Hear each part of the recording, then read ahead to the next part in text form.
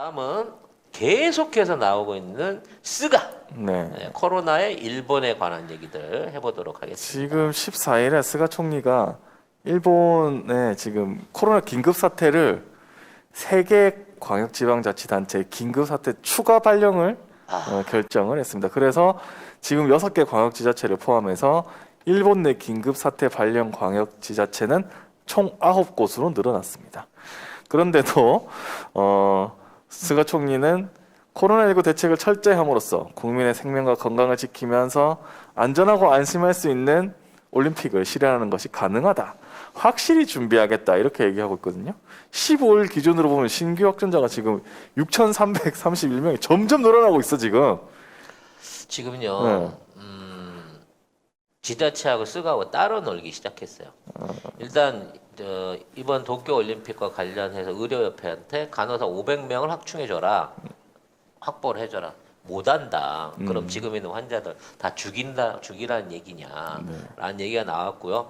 도쿄부 이제 지방 도쿄 바로 옆에 있는 이제 지방 도시들한테 외국인 환자가 발생했을 때 그 사람들을 수용할 수 있는 수용시설 내지는 이제 방역 시설이겠죠. 수용 시설을 만들어 달라는데 야 우리 주민 해줄 것도 없어. 무슨 올림픽 선수단 챙겨주려고 그거 할 예산도 없고 인력도 안 되고 또 거절을 당한 거예요. 네. 이 정도 했으면 그만둬야 되는데 스가가 역시나 마지막 비장의 카드를 꺼냈습니다. 뭐죠? 자위대를 치안 유지를 위해서 동원하겠다라고 선언을 했습니다. 갑자기 웬 치안 유지?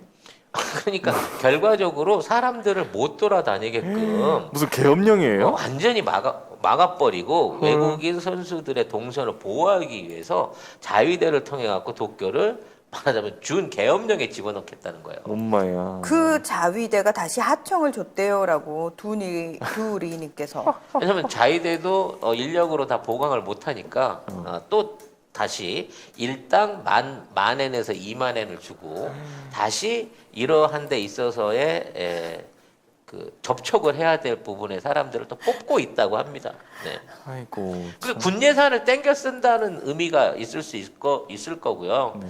앞으로 외국인들이 왔다 갔다 하는 게 외국인 선수들을 비롯한 한 10만 원 올 거라고 보더라고.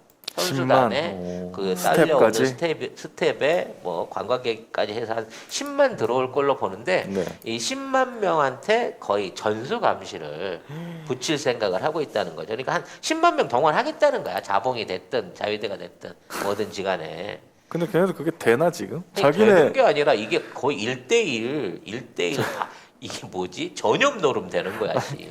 자기네 국무인도 지금 난린데 못 해가지고. 오, 보조 김영우님이 굉장히 무서운 말씀하셨어요. 야쿠자들이 치안 유지하겠네. 헐. 이미 자경단이라고 야쿠자 치안 유지단 있어요. 네, 그래서 환자들한테 가서 테러하고 노인네들 집 털어가고 뭐 이런 짓거리가 지금 빈번하게 범죄가 엄청 늘고 있거든요. 네. 그런데 지금 일본이 더 문제인 게 뭐냐면 일본도 지금 백신 난이에요. 그래서 보면은 80을 넘어간 고령층도 지금 고령층이 아니라고 합니다. 젊어. 일본에서 80은 이제 아이야. 이제 막 청년이야, 청년. 이야, 이게 한번 연합뉴스인데 한번 보겠습니다. 일본은 세계에서 가장 고령화가 진행된 나라 가운데 하나다. 전체 인구의 29%에 해당하는 3,600만 명이 65세 이상이다. 대부분 도시가 코로나19 백신 접종을 바이러스에 가장 취약한 85세 이상 고령층에 집중하고 있지만 이마저도 공급이 여의치 않아 전체 인구의 1%만이 백신 접종을 완료한 것으로 전해진다. 실제 올림픽이 열리는 도쿄의 경우 백신 접종을 90세 이상으로 한정해왔고 최근에야 85세까지로 접종 대상을 넓혔다. 그러니까 80은 늙은 게 아니에요. 노인은 여기는 90세부터야. 90 이상이 돼야 위험군 고령층이라고 해갖고 지금까지 접종을 받는 해왔던 거예요. 거네. 와. 그래서 1% 미만의 백신 접종이 되는 이유가 이거네. 90세 이상으로 한정. 그 나이 90대 노인들한테 그 와서 백신 맞으세요 그러면 이게 힘들어서 거동이나 제대로 되실까? 그러니까. 야, 그거 자기가 진짜. 택스 아니 그 신청서 받아서 자기가 팩스 넣고 거기 관련해갖고 그 날짜 가서 맞고 확인증 받고 또 2차 때 돼서 또 가고 이거 제대로 할 수 있을까 보조 안 해줘도. 네. 와우. 참 와우, 진짜. 저도 이 기사 보고 깜짝 놀랐는데. 지금 우리나라는 37년생들에 대해서 이게 37년 태생들까지 37년생들까지는 거의 100%가 끝났고요. 지금 40년대생에 대한 백신 접종이 진료되고 있고요.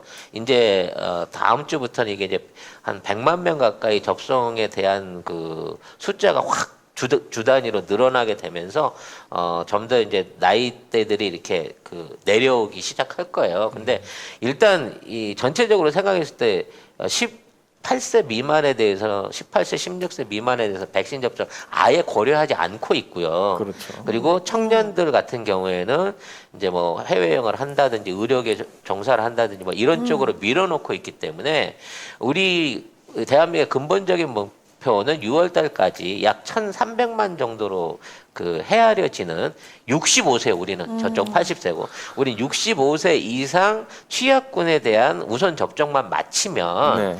그나마 최소한 이제 치명적인 사태, 치명률이 올라가고 사망자가 늘어날 수 있는 치명적인 사태는 줄일 수 있을 것이다라는 예상이 가능한 거예요. 그럼 하반기 때는 어느 정도 좀그 집단 면역에 대한 게 가까워지면서 그 부분에 대한 것도 진행이 될 거고요. 이번에 이제 정부가 연계 관계가 없어도 백신과 백신 접종 후에 부작용으로 인한 직접적인 연계 관계를 확인할 수 없어도 본인이 그러한 피해를 주장하는 분들에 대한 보조금 지급과 피해 조사 지급을 전수로 하겠다. 그러니까 백신 맞고 아프면 일단 신고해.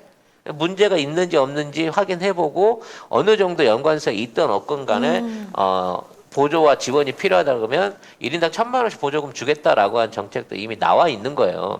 이 정도까지 디테일하게 부작용까지 신경 쓰고 있는 국가는 역시나 대한민국밖에 없다는 점도 좀 아셔야 되는데 이 와중에 죽어도 뭐 아스트라제네카는 안 맞을 거야.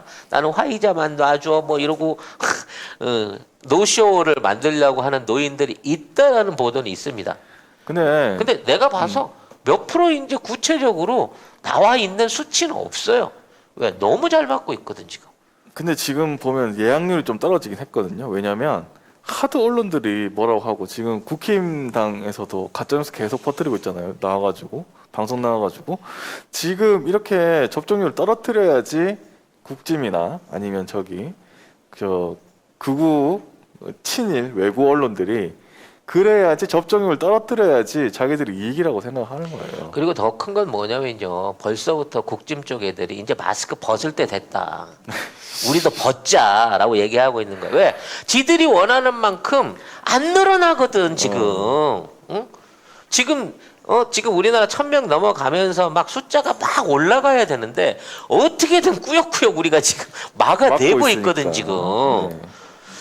이런 것들이야말로 나라 망하라고 고사 지내는 것들이 아닌가 싶어요. 고사 지내고 있습니다, 실제. 아니, 고사 지내는 거지. 걔들 네. 고사를 뭐 고사 10년째 지내는데 지나고 지금 있는데. 보면 예약률 좀 떨어졌다고 하는 거 보니까 지금 어르신들한테는 먹히고 있다는 게 그게 좀 큰 문제죠. 나 근데 사실. 진짜 이번 주부터인가? 왜 이번 주부터인가가 이제 동네 의원급으로 접종이 그렇죠. 이제 내려왔거든요. 이번 주부터 이번 주부터. 100만 명씩 네, 이제 그쵸, 막 그쵸. 푼다는 거예요. 그래서 노쇼 대기 타놓으시면은 안 오셔서 가서 맞을 수 있는 상황이 있으니까 대기 올려놓으시면 빨리 맞고 싶으신 분들은 대기 올려놓으시면 돼요. 인근에 그냥 동네 의원에서. 그러니까 이제 이게 노쇼로 이제 그 땡겨 맞는 사람이 는다 그러잖아요. 네. 그럼 또 노쇼가 안 난다. 우리나라 사람 특징이 사돈이 너를 사면 배가 아파요. 그렇기 때문에 옆집 사람이 노쇼로 백신을 땡겨 맞으면 배가 아프기 때문에 내 거 딴 사람 먼저 준다고? 아니 그럼 난 꼭 가서 맞아야지. 또 이런 심리도 생긴다니까 노인들 그러니까 입장에서는. 호시오스님이 지역별로 노쇼 예약 편차가 있습니다 하셨는데 맞아요. 그러니까 이게 좀 다르긴 한데 근데 사실 서울이나 수도권은 거의 대부분 노쇼가 없어서. 그러니까 네. 어디 농촌 지역이나 이런 데서 진짜 거리가 멀거나 농사일 바빠가지고 이런데 노쇼가 나는 거죠. 진짜 정작 그 최소한 그 동사무소에서 전화해갖고 한 3일 전에 알려주거든요. 직접 전화 통화해가지고 그거 거부했다는 사람은 내 동사무소 직원한테 못 들어봤어요. 최소 우리 연남동에는 없습디다 노쇼가. 투명 인간님께서 우리 동네 버스 슈퍼 하시는 일배 주인이 있는데 일배 주인이야? 슈퍼 주인이? 네, 슈퍼 일배네? 백신 네. 맞으려 하니 안 맞는다고 해서 나중에 코로나 걸리면 치료 안 해준다 하니 바로 신청해서 맞음. 왜 거짓말 하셨어요?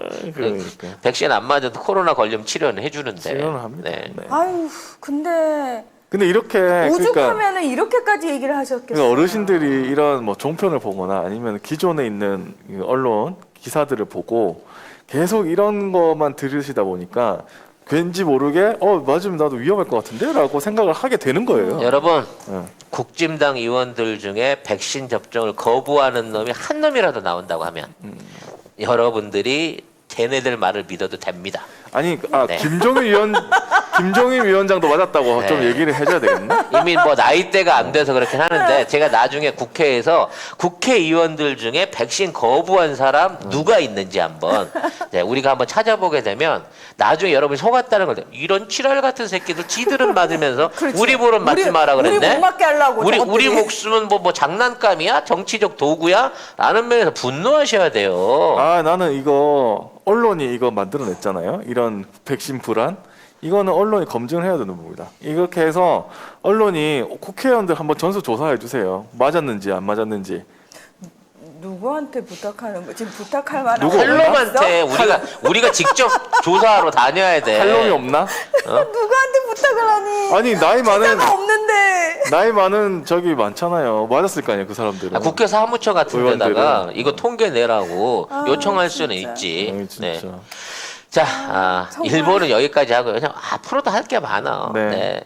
조만간 이제 지진이 딸랑딸랑 하고 있기 때문에. 아니 지금도 지진이 6.1 지진이 계속 네, 나오더라고요. 계속 지진인데 이제 요즘 수도 쪽에서 몰려서 우리가 그 바라던 아니지.